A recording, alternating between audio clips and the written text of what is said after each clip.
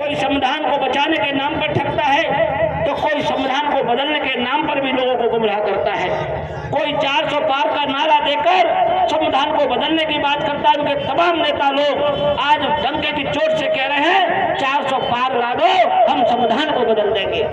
और उनके साथ ही कांग्रेस पार्टी के लोग कहते हैं कि हमें संविधान को बचाना है, जबकि दोनों एक ही थाली के चट्टे बट्टे हैं, एक सांप नाथ एक नाथ है, दोनों के फलों में जहर है। अगर ये लोग ऐसे नहीं होते तो आज इस देश की कहीं ना कहीं आज गिनती होती। आज इस देश की जो गिनती है, जो व्यवसायी है, जो अर्थशास्त्री है, या जो विकास के कामों को जानते हैं, देश की योजना को नीतियों को जानते हैं, जीएसटी को या इनकी जीडीपी को जानते हैं, उनसे जाके पूछो आज हमारा देश कहां संघर्ष कर रहा है। साथियों, इन सारी तमाम बातों को ध्यान में रखते हुए, क्योंकि आप लोगों को अभी 7 तारीख को वोट डालने का मौका मिलेगा और आपको अपने अधिकारों को सूचित करने का मौका मिलेगा। दोनों पार्टियों के जो नेता हैं वो कहीं ना कहीं पूरे लोकसभा में दम भर रहे हैं कि हम लोगों की लड़ाई है, जबकि डर किससे रहे? डर आपके प्रत्याशी श्री रमेश गर्ग से रहे। अगर ऐसी बात नहीं होती तो मैं यहाँ के जो ब्राह्मण समाज के भाई उनसे भी कहना चाहता हूँ, बहुजन समाज पार्टी ने किसी के सम्मान में कोई कमी नहीं छोड़ी है। बहुजन समाज पार्टी की नीति है सर्वजन चाहे सर्वजन सुखाए, हर समाज को मान सम्मान देने की नीति है।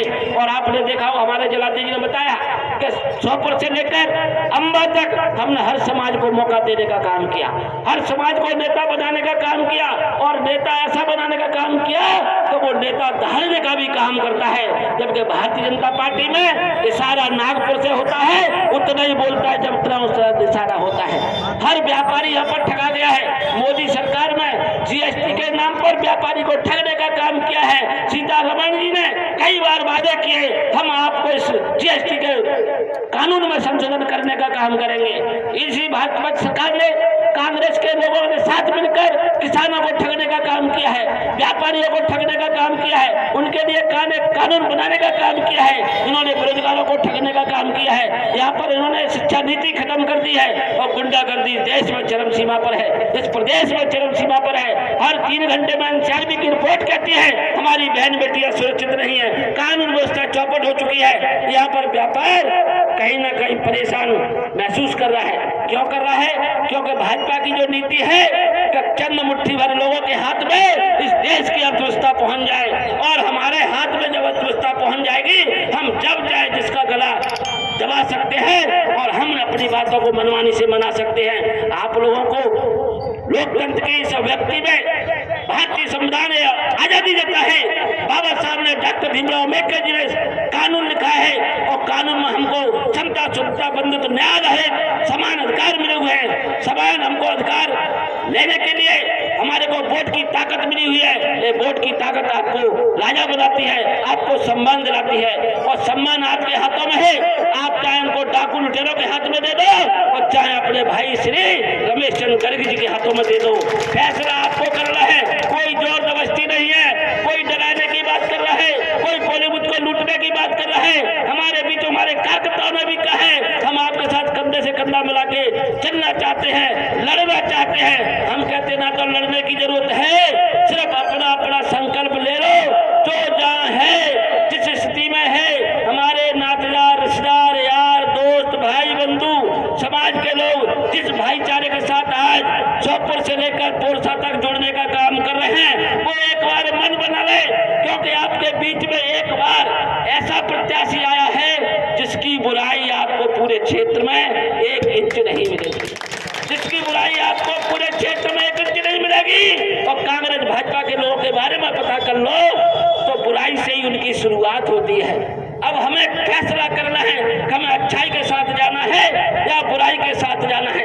आप बार बार अच्छाई की बात करते हो तो फिर आपको सोचना नहीं पड़ेगा।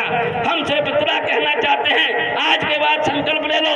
और यहाँ के साथियों ने संकल्प लिया है हम 1 लाख से ऊपर वोट देने का काम करेंगे। पर भाइयों, 1 लाख वोट बातों से नहीं आएंगे, इसके लिए आपको काम करना पड़ेगा, इसके लिए आपको चलना पड़ेगा।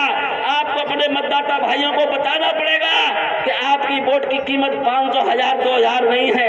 लाडली बहनों के नाम पर ये हमारी बहनों को 1200-1500 देकर राशन के नाम पर 80 करोड़ लोगों को 5 किलो राशन देने के नाम पर, किसानों को 6000 देने के नाम पर, व्यापारियों को कोई प्रलोभन देने के नाम पर, ये आपको लूटने का ठगने का जो षड्यंत्र रच रहे हैं, इस सबसे बचने का एक ही आधार, एक ही स्तंभ है कि अपने क्षेत्र से सांसद जिताकर दिल्ली भेजिए।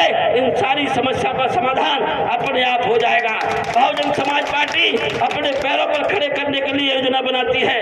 हम लोग 80 करोड़ लोगों को 5 किलो राशन देने की योजना नहीं बनाते हैं। हम अपनी बहनों को 1250 के लिए मोहताज नहीं बनाते हैं। हमारी पार्टी की जब योजना बनेगी, हमारी पार्टी की जब सरकार बनेगी, आदरणीय बहन कुमारी मायावती जो देश का नेतृत्व करेंगे, तो हम हमारी बहनों को 1250 के लिए मोहताज नहीं, उनके बच्चे बच्चियों को पैरों पर खड़े रहने की योजना बनाएंगे, उनको रोजगार देने की योजना बनाएंगे, उनके बच्चों को अच्छे स्कूल में फ्री में शिक्षा देने की योजना बनाएंगे, और पढ़ लिख जाएंगे तो उनको अच्छी नौकरी दिलाने का भी इंतजाम करेंगे। जो पढ़ नहीं पाएंगे उनके लिए कोई ना कोई ऐसे स्वरोजगार खोलने की भी योजना बनाएंगे। और ये योजनाओं का भंडार हमारे सेठ जी के पास है, ये योजनाओं का भंडार हमारे सेठ जी के पास है।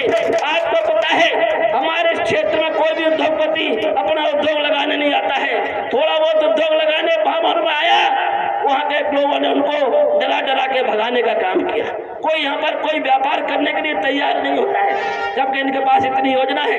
इनके तमाम ऐसे मित्र मंडली यार दोस्त हैं, अगर ये उनको भरोसा दिला दे कि आपके साथ मिलकर हम आपके उद्योगों को लगवाएंगे, सिर्फ आपको हमारे क्षेत्र के नौजवानों को रोजगार देने का काम करना है, तो लाइन लग जाएगी साथियों। इसलिए अपने बच्चों के रोजगार के लिए आप श्री रमेश चंद्र गर्ग जी को चुनने का काम करेंगे।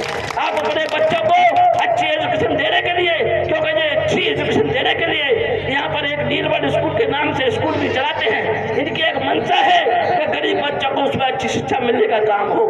आपकी मंशा है आपके क्षेत्र के गरीब बच्चे अच्छी शिक्षा ग्रहण करेंगे, अच्छी कॉलेज में पढ़ेंगे, अच्छी नॉलेज उनके पास होगी, तो कोई भी विदेशी कंपनी उनको घर से बुलाकर नौकरी देने का काम करेगी। यूपीएससी पीएससी फाइट करेंगे, डॉक्टर इंजीनियर बनेंगे। और भारतीय जनता पार्टी आपके बच्चों को बेरोजगार बनाना चाहती है, वो पकौड़े तलवाना चाहती है, वो चाय बिचवाना चाहती है, हमारी बहन बेटियों की इज्जत सरेआम लुटवाना चाहती है। इन सारी चीजों से निजात पानी है तो आप एक बार कमर कस लो। 7 तारीख को हाथी के सामने वाला बटन दबाकर अपने लोकप्रिय संघर्षशील और आपके जो भी अपनी मनोकामना है उन सबको पूरा करने में सक्षम प्रत्याशी श्री रमेश चंद्र गर्ग जी को हाथी के सामने वाला बटन दबाकर भारी बहुमत से दिल्ली भेजने का काम करेंगे। साथ ही मैं अपील करना चाहूंगा अपने व्यापारी भाइयों से, आपके बीच में आदरणीय बहन कुमारी मायावती जी 28 तारीख को मुरैना में आ रही है। आपसे अपील इसलिए कर रहा हूँ कि पूरा लोकसभा क्षेत्र ये जानना चाहता है कि व्यापारी भाई श्री रमेश चंद्र गर्ग के साथ कितना है। आपने संकल्प ले लिया 100 से लेकर पौरसा तक व्यापारी भाई मुरैना के अंदर 50,000 इकट्ठा होगा, तो बहुजन समाज पार्टी का कार्यकर्ता 2 लाख इकट्ठा होगा। फिर उसी दिन ऐलान हो जाएगा कि 7 तारीख को चुनाव कौन जीतेगा और कौन हारेगा। इसलिए हमको डटकर मुकाबला करना है और बाबा साहब के दिए हुए अधिकार वोट की ताकत से हाथी के सामने वाला बटन दबाकर जब 4 जून को पेटी खुलेगी, तो अभी 7 लाख की बात हो रही थी, आप 10 लाख वोट पाकर दिल्ली पहुंचने का काम करेंगे।